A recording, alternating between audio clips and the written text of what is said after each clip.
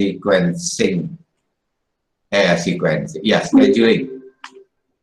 Chapter 17 scheduling. Di sini jumlahnya cuma sedikit ya.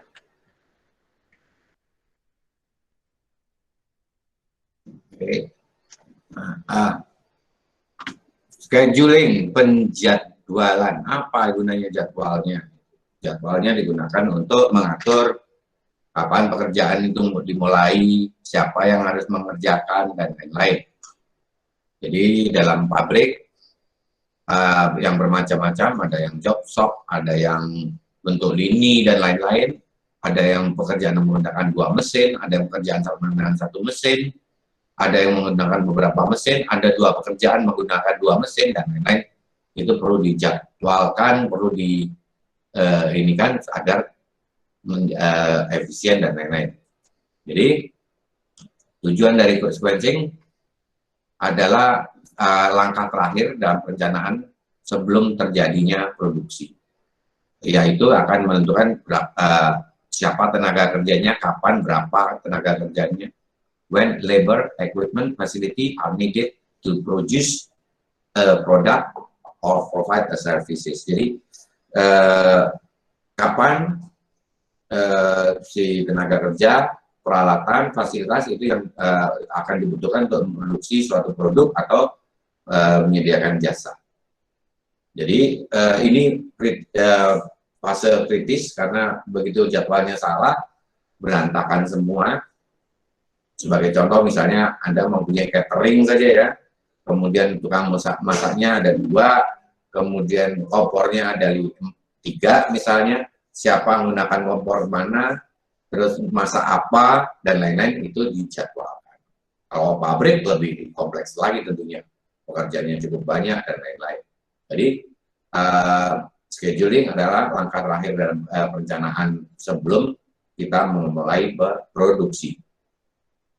Dan apa saja operasi yang terjadwal, proses dalam industri, kemudian produksi massal, project pun kita dan batch production, produksi sistem batch.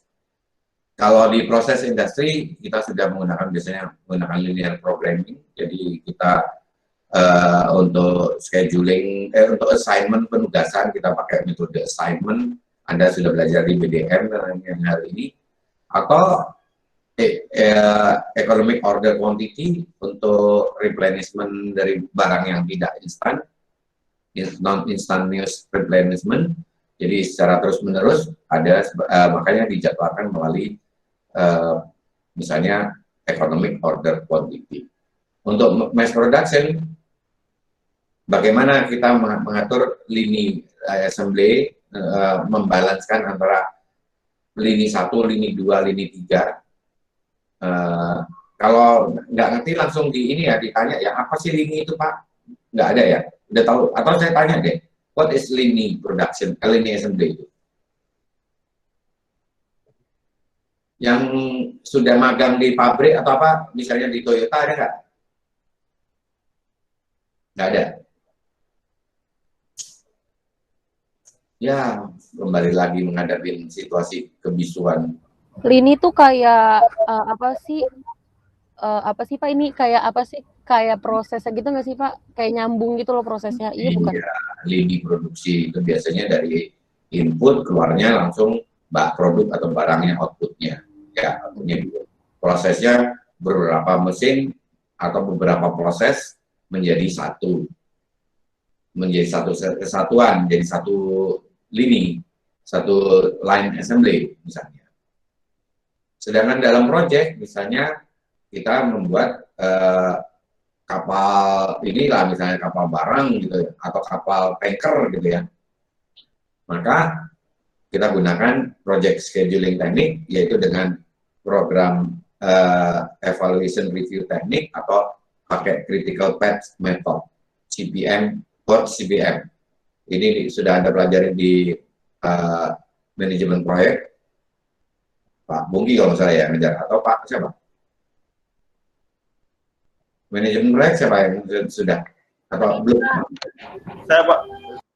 Siapa yang ngajar? Ada di ngerti? Pak Pungki, Pak. Pak Pungki. Mister Pungki. Enggak ngerti, Pak. Nah, syukurlah, alhamdulillah kalau nggak ngerti. Tinggal kamu cari aja di Google gampang daripada ngikutin pelajaran itu ya. Oke, ketawa lagi.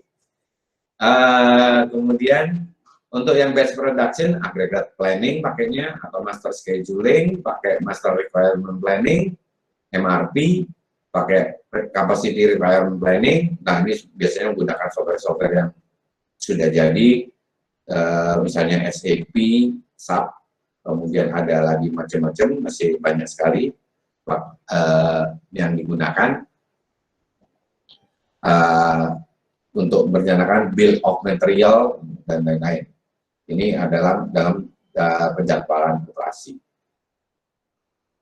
Kemudian tujuan dari scheduling adalah tentunya produksinya itu sampai pada customer pada saat yang ditentukan, due dates-nya, tanggal jatuh temponya, tanggal harus diserahkannya, kemudian meminimumkan keterlambatan pekerjaan pastinya, kemudian meminimumkan waktu respons. Waktu respons itu adalah waktu dimulainya pekerjaan di satu mesin.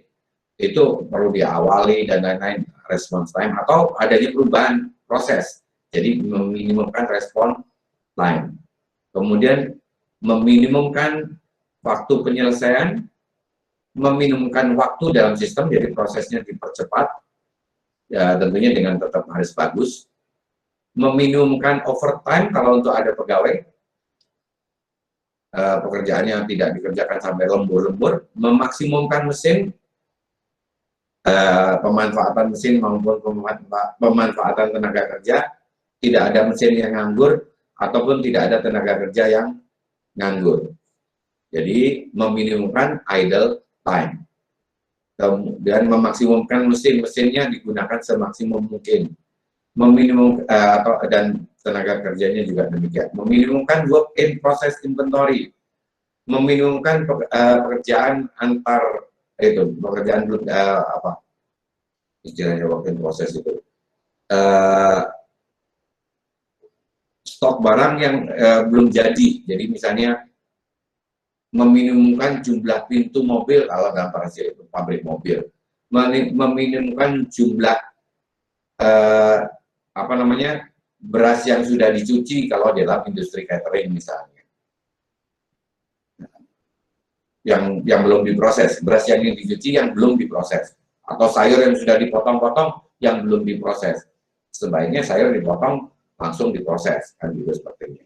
Kalau di dalam kerjaan yang lain juga bisa dicontohkan masing-masing. Nah, ada lagi yang namanya shop floor control, yaitu pengendalian. Karena pabrik itu biasanya kan bagian manajemennya di bagian atas mengendalikan, sedangkan untuk pabriknya berada di lantai ke bawah. Nah, makanya disebutnya shop floor.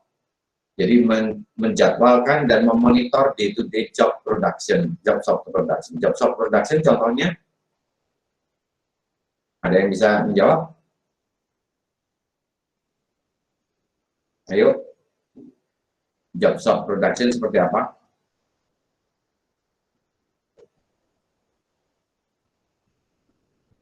Halo? Gak tahu, Pak. Paling gampang bengkel. Ada yang bagian benerin mesin, itu jadi bagian ahli mesinnya.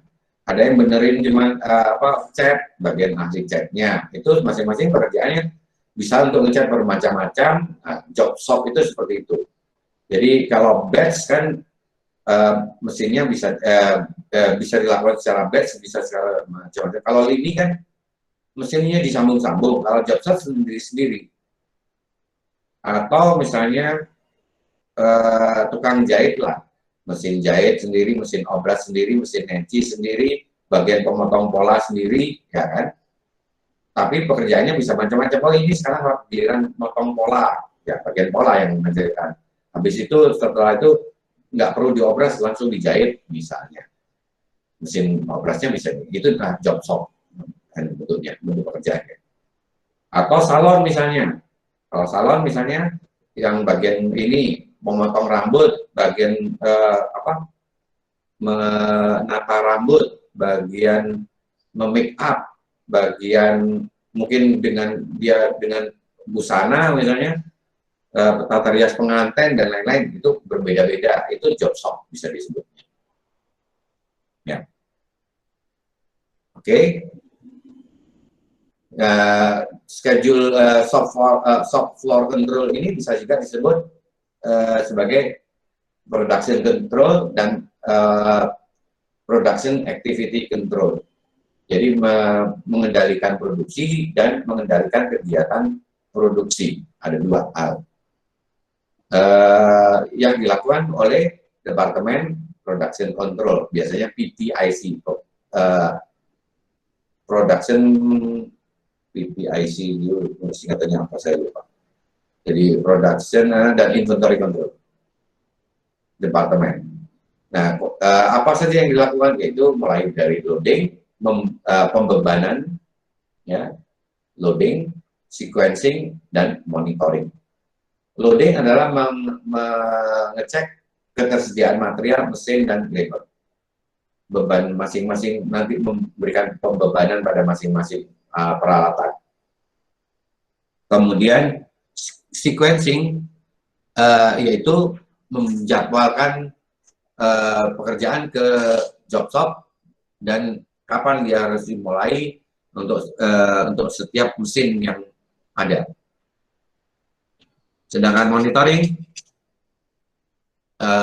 membuat laporan kinerja dari ini, memelihara pekerjaannya supaya tetap pada progresnya, pada jadwalnya untuk setiap job sampai selesai. Itu monitoring, dilihat, oh iya ini berapa jam, agar bisa digunakan untuk data perencanaan berikutnya.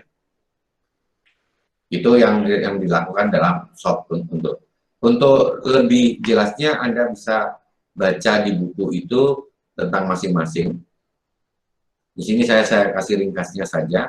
Loading itu tadi adalah cek apakah peralatannya ada, berapa yang dia sedang kerjakan sekarang, berapa yang akan diberikan pekerjaan pada resources tadi, material maupun mesin maupun labornya. Sedangkan sequencing lebih menjadwalkan, sedangkan monitoring adalah bagaimana kita memelihara progres dari pekerjaan tersebut sampai selesai. Nah, loading lebih detailnya adalah proses dalam menugaskan pekerjaan kepada sumber daya orang, sumber daya materialnya,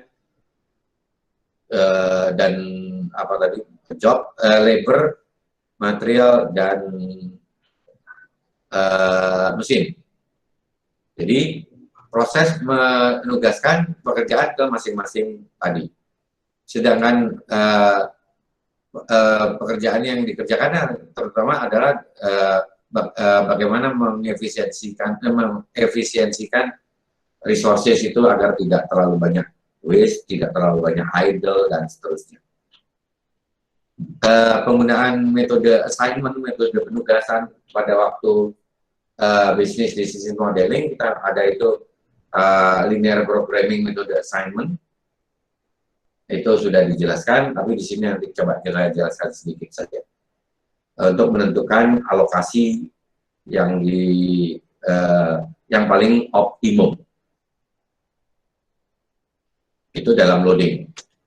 Kemudian ini adalah contoh metode yang digunakan, metode assignment, yaitu kita lakukan dalam metode assignment, bentuknya nanti assignmentnya seperti ini, tapi sebelum ke sana kita mengerjakan apa saja, yaitu melakukan row reduction. Ini di dalam matematik waktu itu ada matrix reduction, ini gunanya untuk menghitung ini.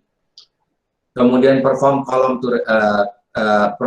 reduction, cross out all zeros in metric, atau melakukan memperkecil nilai baris, memperkecil nilai kolom, mencoret yang nol, ya, dengan mencari yang paling minimum. Kemudian jika jumlah baris sama dengan jumlah kolom, jumlah garis yang dicoret-coret tadi sama dengan jumlah baris matrik, maka kita temukan solusi optimum. Dan assignment yang nol itu akan menjadi sebagai titik yang akan kita gunakan sebagai assignment.